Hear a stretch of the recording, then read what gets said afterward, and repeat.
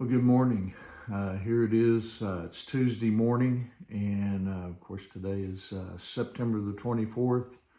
And I hope you had a great Monday. I hope that you were able to, get your week started and hopefully the right way, and kind of get things kick started, and as you might say. And but even if your Monday wasn't quite what you were hoping for, God has now blessed us with the breath to breathe here on this Tuesday morning, and He has given us another day of opportunities, and I certainly hope and pray that this morning finds you feeling well, finds you hopefully well rested, and now ready to get out and tackle the opportunities that God has given us on this Tuesday morning.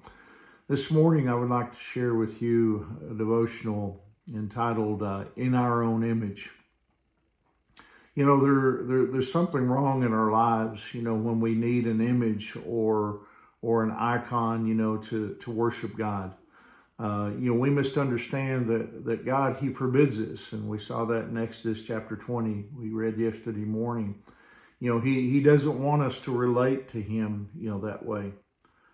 We must also understand that sometimes people, can become idols in our lives. Maybe someone was instrumental in bringing us to Christ, or we have great admiration, for a certain pastor or leader. But is that person becoming an idol? I mean, are they taking the place of God in our lives? Of course, God, will use people to impact us spiritually. He does that, all the time.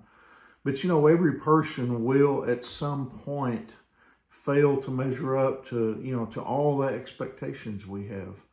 And because we sometimes make idols out of others, our faith is shattered when we discover that, they're human like we are. In the parable of the sower, Jesus, He talked about, seed that grew up quickly, but because it had no root, it quickly withered. And you can see that in Mark chapter 4, 16 and 17. But, this represents people who don't get a, good foundation spiritually. They don't build their faith on Jesus Christ and His Word. Something or someone became an idol in their lives, and that idol failed to measure up to their ideal. And so they give up, because the foundation that they had built their life on was faulty. You see, we need to build our foundation on Jesus Christ and Him alone. Idols also can be ourselves. In Romans chapter 1, verse 21, it says, yes, they knew God, but they wouldn't worship Him as God or even give Him thanks. And they began to think up foolish ideas of what God was like. As a result, their minds became dark and confused. See, the first creature that people substitute for God, is themselves. Ultimately, all idolatry comes down to people worshiping themselves. They want to be in control.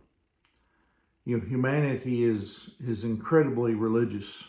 There's something in us that wants to worship, but you see, if we make a God, in our image and thus call our own shots, then you see, we are happy, and that's because for all practical purposes, we have formed a God in our own image. We have put ourselves, in the place of the one true God. Idolatry, can be living for our senses and appetites as well. The Apostle Paul, he wrote in Philippians chapter 3, verses 18 and 19, there are many whose conduct shows they are really enemies of the cross of Christ. They are headed for destruction. Their God is their appetite. They brag about shameful things, and they think only about this life here on earth. Jesus also warned about pursuing empty lifestyles. And in Matthew chapter 6, verse 25, he asked this question, isn't life more than food and your body more than clothing? But for many people, the answer is no. Now, is there one thing that you would absolutely refuse to give up if God were to ask it of you, if he were to ask you to give it up? I mean, is there one thing that would cause you to say, well, take anything but this, Lord? I mean, if so, then that thing, that pursuit, that passion must be an idol in your life. And we must let go of those things that are getting in the way of our relationship, with God, because God will have no other gods before him. And we need to realize that. And the sooner we realize that, the better, because then our walk with him will get so much sweeter and so much better. And so anyway, I hope that encourages you here on this Tuesday morning. I hope you have a wonderful, great day, blessed day. And remember, Angie and I, we love you guys, and we're praying for you. And Lord willing, I'll see you tomorrow morning. God bless you.